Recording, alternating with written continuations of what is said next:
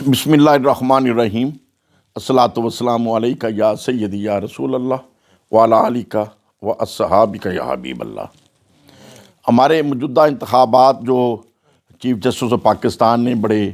Confidence سے کہا تھا کہ یہ ہرسد ہو گئے، لیکن جس طریقے سے ہوئے اور جتنا عوام کو اس کے اوپر تشویش ہے، میرے خیال میں چیف جسٹس صاحب کو اب ریزائن کر دینا چاہیے کہ انتخابات کی عزت وہ بحال نہیں رکھ سکے۔ چیف الیکشن کمیشن کو ویسے شرم آنی چاہیے کہ جس طریقے سے جتنے گندے، جتنے غلیظ الیکشن انہوں نے کرائے ہیں، شاید دنیا کی تاریخ میں کسی ملک میں بھی اتنا گند الیکشن میں کسی نے نہیں دیکھا ہوگا کہ فارم 45 آپ کے کچھ کہہ رہے ہیں اور فارم 47 آپ کا کچھ اور کہہ رہا ہے۔ یہ تماشا بنایا پوری دنیا کے سامنے پاکستان کو۔ بہرحال جو کچھ بھی ہوا، میرا مشورہ ہے اب نواز شریف صاحب کو، زرداری صاحب کو کہ اپنی شکست کو عزت کے ساتھ تسلیم کریں، اور عمران خان صاحب کے لوگوں نے اعتماد کیا ہے۔ اگر الیکشن جینون ہو جاتے اور عمران خان کو صرف 2 دن کمپین کرنے کا ذاتی موقع مل جاتا تو شاید پورے پاکستان میں پیپلز پارٹی اور نون لیگ کا ایک کینڈیڈیٹ بھی کامیاب نہ ہوتا، لیکن پھر بھی ان کی اکثریت واضح نظر آ رہی ہے اور اکثریت کے ساتھ ان کے کینڈیڈیٹ جیت گئے ہیں۔ اب عزت اسی میں ہے کہ میاں نواز شریف صاحب اور آصف زرداری صاحب جو بڑے لیڈر ہیں، سینئر ہیں، تجربہ کار ہیں، انہیں عزت کے ساتھ اس کی کامیابی کو تسلیم کر لینا چاہیے اور گورنمنٹ انہیں بنانے دینی چاہیے۔ اور دوسرا مشورہ میرا آج کی اس گفتگو میں عمران خان صاحب کے لیے بھی ہے کہ خام خواہ کے پنگے ادھر ادھر نہیں ڈالنے چاہیے۔ اپنا فوکس سیاست کی طرف رکھیں، ملک کی خدمت کی طرف رکھیں، ملک کو آگے لے جانے کی طرف سوچنا چاہیے، اور اس کا حل جو موجودہ حکومت جو بھی بنے گی، مجھے نہیں نظر آتا کہ یہ حکومت کچھ صحیح کام کر سکے گی۔ اسمبلی کا اجلاس شروع ہوتے ہی اگر یہ طے کر لیں کہ ہم نے یہ حکومت صرف اور صرف 2 سال رکھنی ہے، تمام جماعتوں کو اعتماد میں لے کر سب سے پہلے عدالتی اصلاحات کر دیں، عدالتی نظام کو ٹھیک کر دیں، کمپٹیشن کے امتحان دے کے جس طریقے سے لڑکے آگے آتے ہیں بیوروکریسی میں اور پاک افواج میں امتحان دے کے جاتے ہیں، اسی طریقے سے عدلیہ کے اندر بھی امتحان دے کے ججز آئیں۔ یہ نہیں کہ 10 سال کا جس کا جھوٹ بولنے کا تجربہ ہے، 10 سال جو چوروں کو چھڑاتا رہا، جو ڈاکوؤں کو چھڑاتا رہا، اس 10 سالہ تجربے کے اوپر وہ جج بن جاتے ہیں۔ یہ سٹائل بالکل غلط ہے، بالکل غلط سٹائل ہے۔ امتحان دے کر آئیں سول جج ہی سیشن جج بنے، اور صرف سیشن جج ہی ہائی کورٹ کے جج بنے، اور ہائی کورٹ کے ججز صاحبان ہی سپریم کورٹ میں جائیں، تو پھر انشاءاللہ تعالیٰ عدلیہ جو ہے وہ اپنا کردار ادا کرے گی جس کو دنیا فالو کرے گی۔ اور دوسرے نمبر پہ سیاسی اصلاحات کے لیے میں نے پہلے کئی دفعہ لکھا، پچھلی گورنمنٹ جو شہباز شریف صاحب کی تھی ان کو بھی لکھا، کیئر ٹیکر گورنمنٹ کو بھی بھیجا، اور اس سے پہلے بھی میں نے اصلاحات کے اوپر ورکنگ کی۔ اب انشاءاللہ تعالیٰ جتنے بھی MNAs کامیاب ہو کے آئیں گے، خواہ وہ جیلی طریقے سے کامیاب ہوئے ہیں یا صحیح طریقے سے کامیاب ہوئے ہیں، ان کو بھی میں اپنا مشورہ ضرور بھیجوں گا کہ سیاسی اصلاحات بھی کر دیں 2 سال کے اندر عدالتی اصلاحات کریں، سیاسی اصلاحات کریں،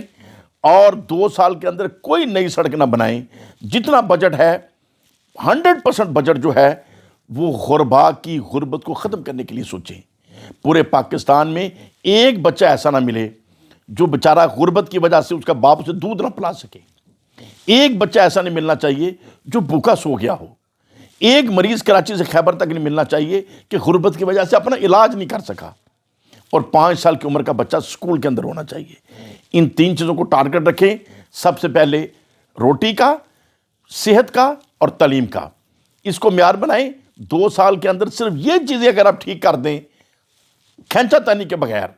اور عدالتی اصلاحات کر دیں اور سیاسی اصلاحات کر دیں، سیاسی اصلاحات کے اندر جو میری تجویز ہے، سب سے پہلا میرا مشورہ تو یہ ہے کہ ووٹ صرف اور صرف ٹیکس پیئر کا ووٹ ہونا چاہیے۔ جو ٹیکس نہیں دیتا، جو نیگیٹو ٹیکس فیلنگ کرتا ہے، اس کو ووٹ دینے کا حق نہیں ہونا چاہیے۔ وہی بندہ ووٹ دے گا جو ٹیکس پیئر ہے۔ اگر ایک پکوڑے بھی بھیجتا ہے اور وہ روزانہ رات کو 1000 روپے کے پکوڑے بھیجتا ہے، تو سال کے بعد 500 روپیہ بھی گورنمنٹ کو دے دے کہ جی میں نے ہر روز 1000-2000 کے پکوڑے بیچے، اور یہ 500 روپے سال کا گورنمنٹ کا حصہ بنتا ہے، جو بھی ٹیکس بنے، ہم کہیں گے یہ ذمہ دار آدمی ہے۔ ایک آدمی جوتے مرمت کرنے کا کام کرتا ہے اور روزانہ کچھ نہ کچھ بچوں کے لیے کماتا ہے، اور سال کے بعد 200 روپیہ بھی گورنمنٹ کو دے دے کہ جی میں نے اتنا کمایا تو گورنمنٹ مجھے سیکورٹی دیتی رہی ہے، گورنمنٹ نے مجھے انتظامات میرے لیے کیے ہیں، تو یہ 200 روپیہ میں حصہ ڈالنے کی پوزیشن میں ہوں، ہم کہیں گے جی ذمہ دار آدمی ہے۔ ایک بندہ کروڑوں کا بزنس کرے سونے کا اور سال کے بعد کہے جی مجھے بچا ہی کچھ نہیں، ہم کہیں گے تو نالائق آدمی ہے۔ جب تمہیں بچا کچھ نہیں، تم نے گورنمنٹ کو کچھ نہیں دیا، تو تیرے سے کیوں پوچھے کہ تیرا وزیر اعظم کون بنے، تیرا MNA کون بنے؟ جو ٹیکس نہیں دیتا اس سے ووٹ کا حق نہیں ہونا چاہیے۔ لیکن شاید میرا یہ مشورہ لوگوں کو ناپسند آئے، لیکن دوسری پھر میری تجویز یہ ہے کہ ووٹ کمپلسری کر دیں، ہر بندہ ہر سود ووٹ ڈالے، اور سب سے پہلے ٹاؤن کمیٹیوں کے ذریعے۔ ابھی دیکھیں ہم اگر شرق شریف کی بات کریں تو یہاں بھی بے شمار ووٹ جو دور دراز لوگوں کے پھینکے گئے، ان کی خواتین کے ووٹ اس اسکول میں ہیں اور مردوں کے ووٹ یہاں سے 6 میل کے فاصلے پہ ہیں۔ یہ کیا فراڈ ہے؟ لاہور کے اندر بھی ہم نے یہ شکایتیں دیکھی کہ پچھلے الیکشنز میں لوگوں نے یہ 7 والے اسکول میں ووٹ دیے اور اس دفعہ ان کے ووٹ 10 میل دور تھے، تحصیل سے ہٹ کے ووٹ بنے ہوئے ہیں، ضلع سے ہٹ کے ووٹ بنے ہوئے ہیں۔ لاہور کے جو ووٹ ہیں وہ شیخو پورہ میں ہمارے ایک عزیز تھے جو لاہور میں رہتے ہیں، لیکن ان کا ووٹ کوٹ عبد المالک میں بنا ہوا تھا، ذرا شیخو پورے میں، ان کا کوئی تعلق ہی نہیں ہے کوٹ عبد المالک میں۔ یہ فیلئر کس کا ہے؟ یہ الیکشن کمیشن کا فیلئر ہے۔ تو 1 مہینے کے اندر ٹاؤن کمیٹیوں کی ڈیوٹی لگائیں کہ تمام ووٹوں کو ری چیک کریں، ہر ایک کا ووٹ اس کے شناختی کارڈ کے ایڈریس کے مطابق ہونا چاہیے۔ اگر اس کا ووٹ اس کے شناختی کارڈ کے ایڈریس کے مطابق نہیں ہے تو یہ فیلئر ہے چیف الیکشن کمیشنر کا۔ شرم آنی چاہیے چیف الیکشن کمیشنر کو، جس طریقے سے بھونڈے انتخابات کرائے ہیں، جس طریقے سے گندے انتخابات کرائے ہیں، دنیا کی تاریخ میں ایسے گند نہیں پڑا۔ سب سے پہلے اپنے ووٹ پھیلا دیے ادھر ادھر، پھر کینڈیڈیٹس کو کام نہیں کرنے دیا گیا،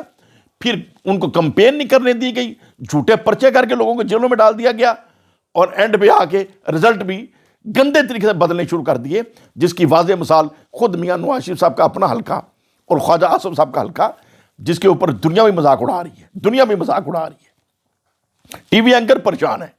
کہ ہم جو اپنے میڈیا کے ذریعے جو انفارمیشن، جینون انفارمیشن جو آ رہی تھی اس کے مطابق رزلٹ دیتے رہے ہیں،